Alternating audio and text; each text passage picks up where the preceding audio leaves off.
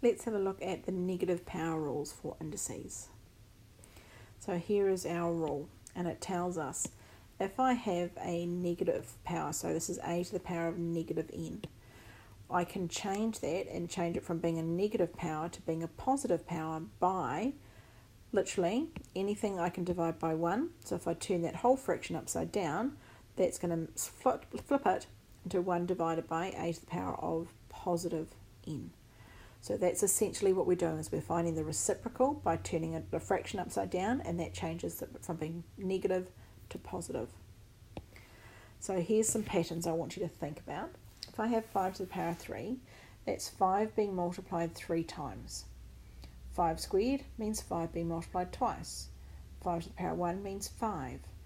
And so you can see as I'm going down, I'm doing 125, divided that by 5 to get 25, divide by another 5 to get to 5, divide by another 5, divide by another 5, divide by another 5.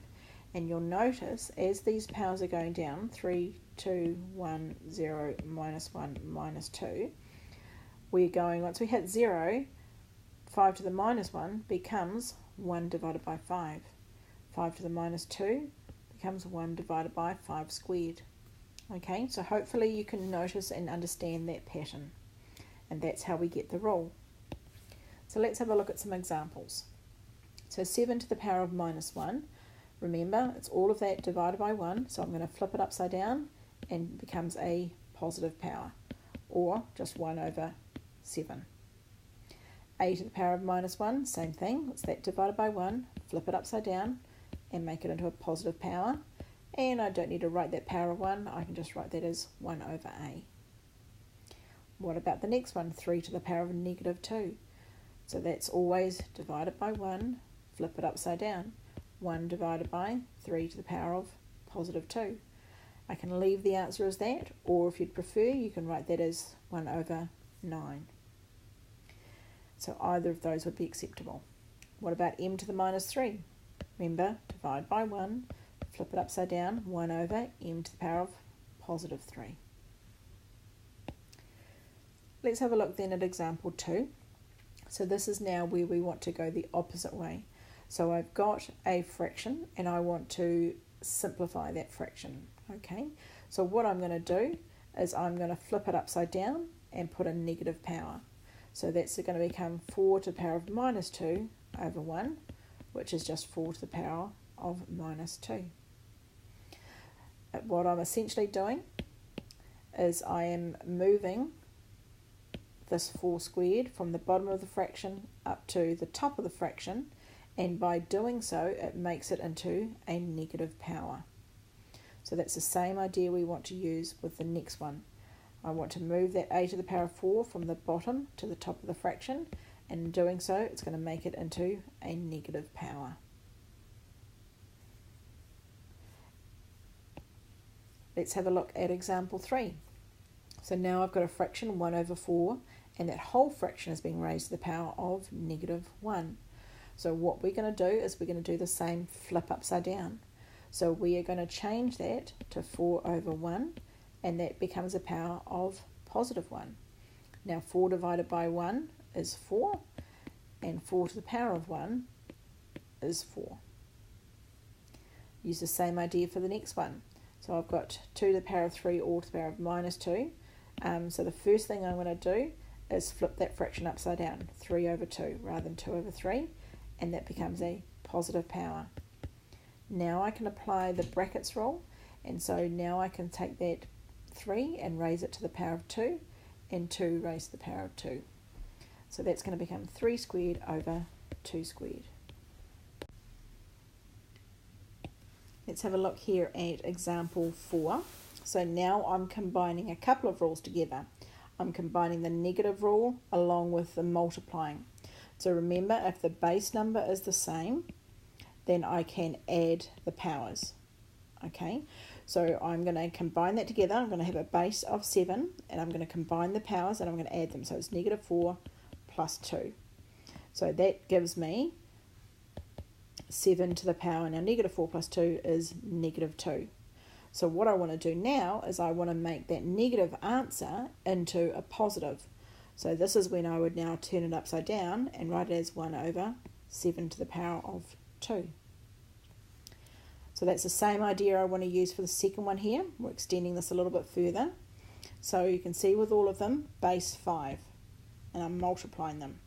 So that's going to combine to give me the same base number 5. Then I'm going to take the powers, and because they're being multiplied, I'm going to add those. So that's going to become 3 plus negative 6 plus 2. Simplifying that, base number is still 5. Simplifying the powers, 3 plus negative 6 is negative 3 plus 2 is negative 1. So now I can make that into a positive power by flipping it upside down and get 1 over 5 to the power of 1, which is the same as 1 over 5. Let's have a look at example number 5. So we're now combining two rules, our negative powers and our division rules. So the division rule says if the base number is the same, you can combine those together, and we want to subtract the two powers. So I'm going to do negative 5 take away 2. So that is going to simplify. Base is still 2. Simplify the powers, negative 5 take away 2 is negative 7. If I want to write that as a positive power, I would write that as 1 over 2 to the power of positive 7. Okay, let's have a look at the second one here. 3 to the power of 5 divided by 3 to the power of minus 4. So the base number 3 is the same, so I can combine that together. The division rules say I need to subtract those powers. So I'm going to have 5 take away negative 4. So now I simplify that, base number of 3. Subtract the powers, 5 take away negative 4, so the two negatives make into a plus. 5 plus 4 is 9, and I'd leave my answer as that. Let's try example 6. So what we've got here now is we've got to apply our negative rule with our brackets rule. So remember that power of 4 needs to be applied to everything inside the brackets.